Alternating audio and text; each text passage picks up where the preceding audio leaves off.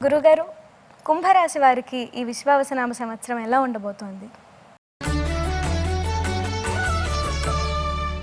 కుంభరాశి వారికి దేవగురువైన బృహస్పతి సంవత్సరం మధ్య భాగంలో పంచమ స్థానంలో యోగిస్తున్నారు. 4, 5, 6 రాసుల్లో గురు సంచారం ఉంటుంది. 4, 6 రాసులు సహకరించవు, కానీ 5వ స్థానం బాగా సహకరిస్తుంది. ద్వితీయంలో శని ఉండటం ద్వారా ఏలినాటి శని ఇక్కడ ద్వితీయ స్థానంలో ఉన్నది.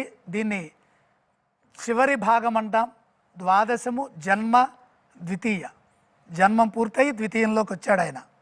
ఇక రాహు విషయంలో ద్వితీయ జన్మరాశుల్లో రాహు ఉన్నారు. కేతు విషయంలో అష్టమ సప్తమ స్థానాల్లో కేతు ఉన్నారు. రాహుకేతువులు సహకరించట్లేదు. కేవలం దేవగురువైన బృహస్పతి పంచమంలో 25% అదృష్టాన్ని ఇస్తున్నారు. అంత మాత్రం చేత మనం భయపడాల్సిన పని లేదండి. ఆదాయం 8 ఉన్నది. 5 కంటే ఆదాయం పెరిగితే డబ్బు మనదే. శ్రమకు తగిన ప్రతిఫలం ఉంటుంది. ఖర్చులు పోగా జేబులో డబ్బులు నిలుస్తాయి, పరుసులో డబ్బులు ఉంటాయి. మొహమాటంతో ఖర్చు చేస్తే ఇబ్బందులు వస్తాయి. వ్యయం 14 ఉంది కాబట్టి. రాజపూజ్యం 7, అవమానం 5. గౌరవించే వారి సంఖ్య ఎక్కువగా ఉన్నప్పుడు ఎటువంటి సమస్య ఉండదు. కుంభరాశి వారికి అదృష్ట యోగం 25% బాగుంది. శ్రమకు తగిన ప్రతిఫలం ఆదాయ రూపంలో అందుతుంది. సంతృప్తిగా విశ్వాసంతో పనిచేయాలి. పలు మార్గాల్లో ధనాభివృద్ధి సూచితం. మంచి పనులకై ధనాన్ని ఖర్చు చేస్తారు. అవసరాలను దృష్టిలో పెట్టుకొని ధనాన్ని వినియోగం చేయండి. స్థిరాస్తులు వృద్ధి చెందుతాయి. పెట్టుబడులు లాభాన్ని ఇస్తాయి.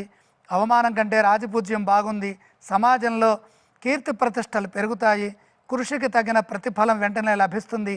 మే నుండి గురుబలం పెరుగుతుంది. ఇంట్లో శుభాలు జరుగుతాయి. ఆశించిన ఫలితాలు, ఎన్నాళ్ళుగానో ఎదురు చూస్తున్న ఫలితాల్లో పురోగతి ఉంటుంది. ఎందుకంటే చాలా కాలం నుండి ఏలినాటి శని బాగా ఇబ్బంది పెడుతుంది కదా. ఇప్పుడు పంచమ బృహస్పతి ఆ ఇబ్బందుల నుంచి కొంచెం బయటకు తీసుకొస్తుంది.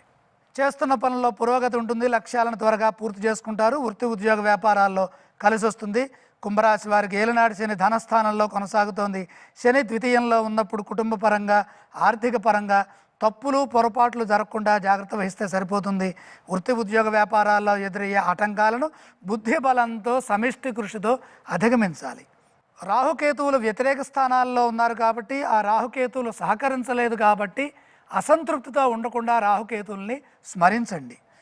ఇక కుంభరాశి వారి యొక్క విద్య, వృత్తి, ఉద్యోగ, ధన, అదృష్ట విషయాలని కార్యసిద్ధిని చూచినట్లయితే విద్యలో శ్రమకు తగిన ప్రతిఫలం ఉంటుంది. శ్రద్ధతో అభ్యసిస్తే మీ విద్య అభివృద్ధి పరిపూర్ణంగా ఉంటుంది. ఎందుకంటే మధ్యస్థానంలో గురువు సహకరిస్తున్నారు కాబట్టి విజయాన్ని పొందే విధంగా విద్యలో మంచి పరిస్థితి ఉన్నది. వృత్తిలో క్రియాశీలక పాత్రను పోషిస్తారు. ఉన్నత స్థానాన్ని అధిరోహిస్తారు. ఉద్యోగంలో పదోన్నతులు ఉంటాయి. క్రమంగా ఎదుగుతారు. వ్యాపారంలో లాభాలు ఉంటాయి.